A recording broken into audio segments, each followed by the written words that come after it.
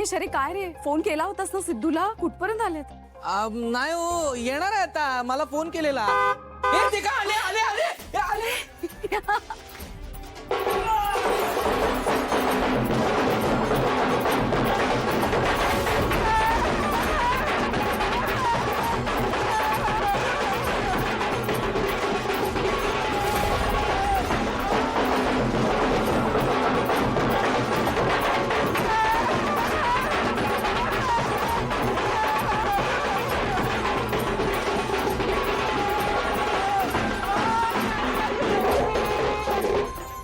बाई सहा वर्ग सॉलिड वेलकम केलंय. बस काय सिद्धू, भावना, वहिनी बाळातला तर अशी जंगी तयारी होणारच.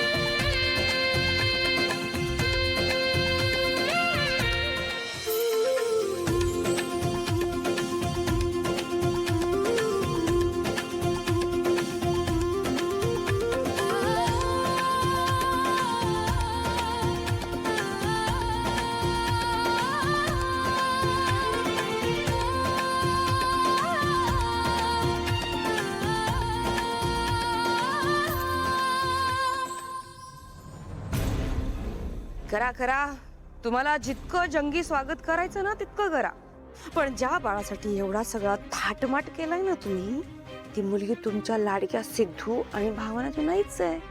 हे आज जगात कोणालाच माहित नाहीये. आता आयुष्यभर दुसऱ्याची मुलगी सांभाळत राहा. तुमच्या घराण्याचा कुलदीपक तर मी कधीच विझवलाय. आई, मी करू का औक्षण?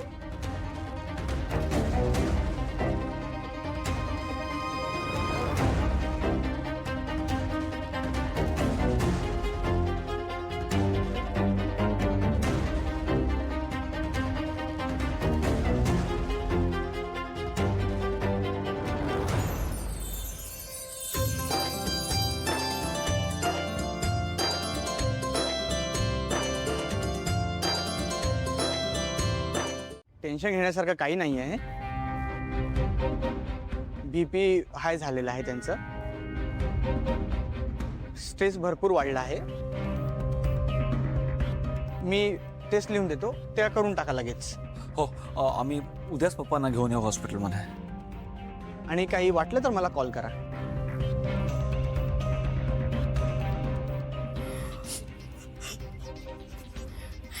सिद्धू,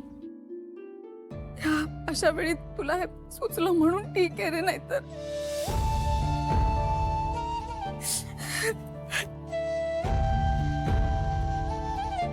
आई तू नको टेन्शन घेऊस. डॉक्टर काय म्हणाले लक्षात आहे ना. इतकं काळजी करण्यासारखं काही करा, नाही तर होतील ठीक. आई, म्हणजे महेश पप्पांना काय झालं काही कळतच नव्हतं.